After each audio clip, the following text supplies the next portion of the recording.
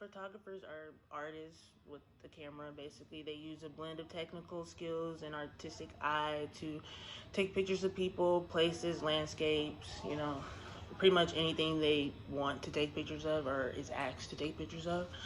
Some of their duties include marketing. They have to market to attract clientele. They analyze and plan composition of photographs. They use various photogenic techniques and lighting equipment.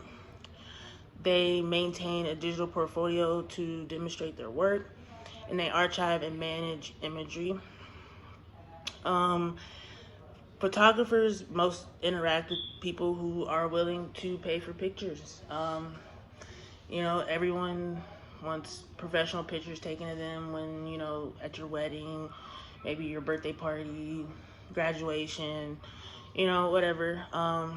So their working conditions kind of vary by their specialty, who they decide to take pictures of. And the demand for services of professional photographers is projected to remain pretty steady through the end of this decade because, people are always gonna want their pictures taken, and so photographers are always gonna be needed, even if they're not as needed as they used to be, because we have things like phones and, other things to take pictures. They still are gonna be needed for when you need a professional to take pictures, like I said, like at weddings, ceremonies, anything like that. You probably will want to go to a professional. Growth within the ranks of self-employed freelance photographers is expected to outspace those who engage in traditional employment, which I'm not surprised. A lot of people pay people to take their pictures for Instagram. Sometimes you want a professional picture and a high quality picture, and that's the best way to do it. The internet has become the focus of professional photographs, enabling freelancers to market their services and photographs directly to the audience. Yeah, like I basically just said, social media now, like if you post on social media, you want that crisp, like HD, good picture. And a lot of people do pay photographers to give them that picture. Market trends for photography. DLSR is becoming the standard. Videos are taking over. Yeah, videos are definitely taking over because a lot of times, especially nowadays, like you get something caught on video, something good, and go viral. Also, with videos, I don't know, sometimes you look better in videos than you do in pictures. And unedited images are a trend now too. People are liking the whole non-filter deal. And they've moved to mobile. Now there's so many apps on your phone that can edit your picture to make it look like you went to a whole photographer and got your picture taken. So yeah. And for the supply, most employers require at least a high school diploma for photography jobs. Some industries like photojournalism and science require a bachelor's degree in a field related to their industry. Technically, to be a freelance photographer, you don't really need to have any formal qualifications, just a good eye, creativity, and a camera. Most professional photographers have taken college or university courses to develop their skills. To do this, you will need 5 GSCEs, math, in English, 2 or 3 A levels, including 1 in art, design, and media. Or they do a level 3 vocational course in art and design or photography. Communication is really important. Creativity, organization, patience, time management, attention to detail. If you're going to be taking people's pictures professionally for whatever the occasion is. It's important that you pay attention to the little things like details, and that you know how to communicate, and you have creativity so that you can tell your client what they should do to make the picture better or make it, cuter or whatever the case may be. Um, Patience. You're gonna need patience because some people just really aren't photogenic, so you're gonna have to, help them out and have patience. They're paying you, so you probably have some patience dealing with them.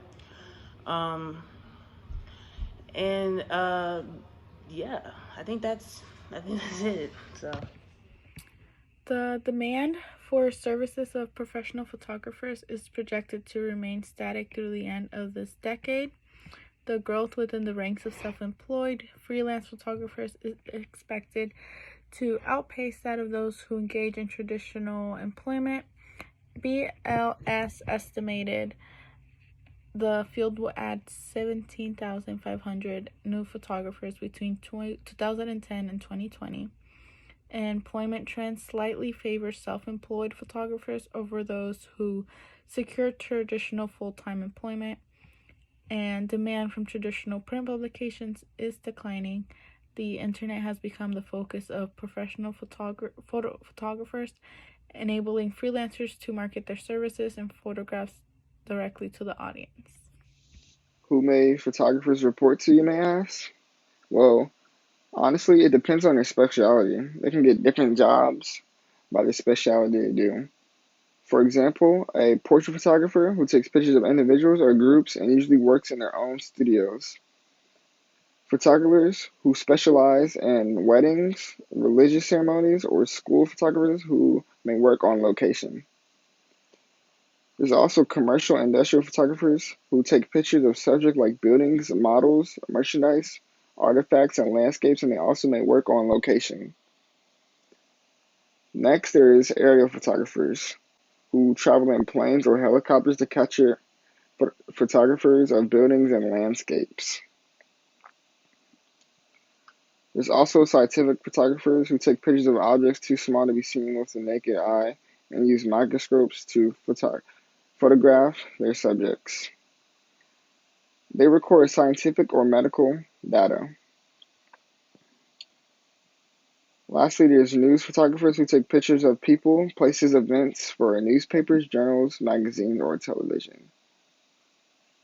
Fine arts photographers sell their photographs as artwork. And as you can see here, we have a graph to give examples of types of people that photographers may work for.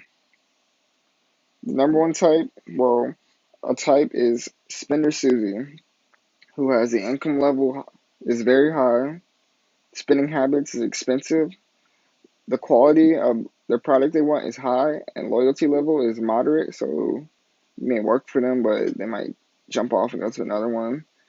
And extra notices, they want an over-the-top product, and they want their appearance of the product to be very high. Next, we have Practical Patty, whose income level is middle to high. Their spending habits is moderate, so they can spend low, high, they're right in the middle. Quality of the work, they want moderate to high, so you don't have to be perfect, but they want it somewhat decent. The loyalty level is high, so if you get hired by one, you're most likely she won't go to another one. They want their most quality product and service for a value price. Next, we have Saver Sally, whose income level is low.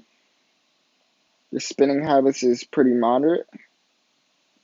The quality of the pictures and product they want is high, and their loyalty level is high as well. Extra notice is they will save up for quality photos. They may even go over the budget if needed, but most importantly, they just want a decent picture. Next, we have Bargain Betty. Low, middle type of income level. Their spending habits is thrifty, so you never know. Their quality is low to moderate. So they basically just want to get pictures. They don't care. If your loyalty level is low, yeah, you're not getting hired again by them.